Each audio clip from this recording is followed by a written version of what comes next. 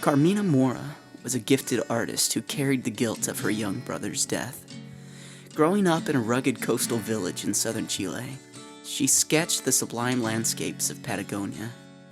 Sitting outside, she painted dramatic fjords while feeding the crows nested in the tree next to the house.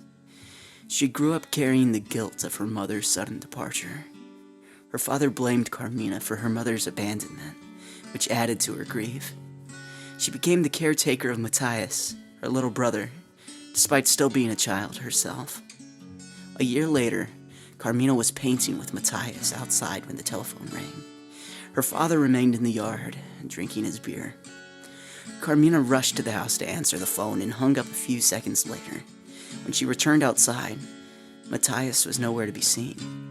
She asked her father, but he had paid no attention to Matthias. She called her brother's name, looking for him everywhere. While searching, she saw a bright red coat floating on the narrow creek by the house, Matthias's jacket. She jumped into the creek and found him floating on the surface with vacant eyes, unblinking. He had fallen and drowned. Her scream tore the sky. Her father found Carmina sobbing in the creek's shore, clutching her brother's body in her arms, surrounded by a murder of crows.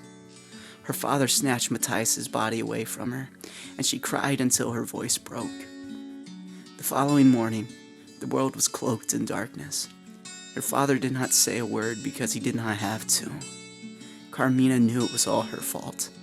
Months passed, yet her loss was as fresh as morning dew. Crippled with self-loathing, she could no longer paint. Without Matthias, life had no meaning. On the bleak morning of Matthias's birthday, Carmina walked to a narrow bridge several blocks away from home. She was convinced that nothing could bring her relief. Her mother was gone, her brother was dead, and her father blamed her for it all. She was convinced that she had nothing left to live for. Carmina walked to the railing of the bridge that stood over the turbulent river. Locals had nicknamed the spot Death Leap. Several cars drove by Carmina, but none stopped. No one seemed to care. She climbed over the railing and her legs wobbled as she stood on the lip of the bridge. She looked down, watching the fierce river smash into a giant boulder. She closed her eyes. "See you soon, Matthias." Suddenly, a cacophony of calls filled the sky. Carmina opened her eyes and saw a black cloud of feathers flying toward her. The cloud split open and glossy black crows dove from the sky. One landed on her shoulder and stared intently into Carmina's eyes, as if peering into her soul. Her grip on the railing loosened and the crows called raucously. Carmina stared at the crow, confused. Another crow landed on the railing, then another. Soon a flock of crows were covering the railing of the bridge, staying close to her. She felt their heavy stare on her, calculative and enigmatic, as if they were assessing her. She looked down for a second and a thunder of calls interrupted her dark impulse. The crows seemed to care about her well-being. As she dangled over the edge with the wind blowing through her raven hair, Carmina felt akin to them. For the first time since Matthias had died, Carmina did not feel alone. She returned home, giving life another chance. The crows left, but Carmina suspected that if anything happened to her, they would return. Inspired by her ordeal, Carmina picked up a brush. In the weeks that followed, she painted her experience using black ink to depict the death leap with a black cloud of feathers, the murder of crows that saved her life. The experience was transformative and launched her signature black ink surrealist art. After several years, some color pierced the darkness, and this shift of medium expanded her art form. She's painted large-scale murals on busy street corners, designed grandiose costumes, and recited militant poetry. Carmina's art displayed local, intimate tragedies on a large scale, making them impossible to ignore.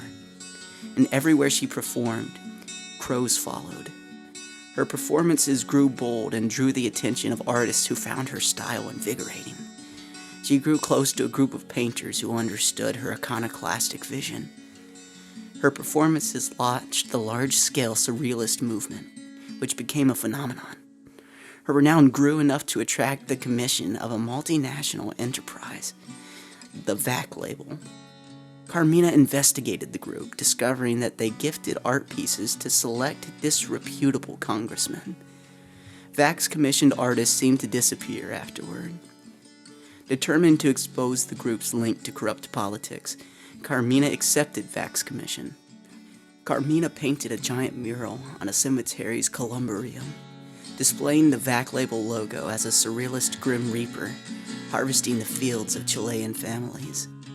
She wore a theatrical dress as she painted, on which she had stitched a poem about political revolution. The piece sparked a radical debate about corruption. The controversy painted a target on Carmina's back. After receiving anonymous death threats, she took refuge in her father's house, bringing along her closest friends for safety. That night, a gang of masked gunmen broke into the house. They swiftly subdued Carmina and her friends, threw them in a van, and drove off. The following morning, a dry breeze blew sand on Carmina's face, awakening her. She was seated in a chair in the middle of the desert, with her legs tied and her hands handcuffed. Her friends were lying on the ground, tied up. A shadow fell over her face. Carmina looked up. A man dressed in a long robe with his face hidden in a dark hood approached her. He pulled a silvery knife from his robe. He grabbed her hands and recited a hymn in an unfamiliar language. Carmina held his gaze. He paused and brought down his blade with a sudden blow. She cried in agony as her friends woke to a terrible sight. Carmina's severed hands falling in the sand. The handcuffs followed, landing in a pool of blood. The hooded man smiled in satisfaction. "How are you going to paint now?" Carmina cursed and screamed at him. Wriggling against the bonds on her legs, the man grabbed Carmina's chin. She spit in his face. He grunted and pried her mouth open, pulling out her tongue. Carmina struggled against his hold, and in a violent blow, he chopped off Carmina's tongue. She howled in anguish. The man wiped his blade on his robe, leaving a trail of blood. "How are you going to recite poems now?" Sorrow swelled in Carmina's chest, sharper than pain. Overwhelmed by uncontrollable rage, grief, and loss overcame her senses. She had lost her little brother, and she had lost the only way to cope with such pain. Carmina screamed like on the day her brother died. Raucous calls echoed through the wasteland. The sky was obscured by a cyclone of dark clouds. Black feathers fell on Carmina's bleeding arms. She looked up and saw a torrent of crows erupting from the clouds, diving on the hooded man. As the ravenous crows pecked at his flesh mercilessly, Carmina smiled, watching her surrealist art coming to life. But her heart lurched with rage when she saw the crows move on to their next target, her friends on the ground. She screamed as waves of pain, guilt, and fright overwhelmed her, but it was in vain. The ravenous crows were uncontrollable. Darkness fell over her eyes as her friends' agonizing screams grew more acute. Death was coming, and again, it was her fault. A deep, black fog engulfed her.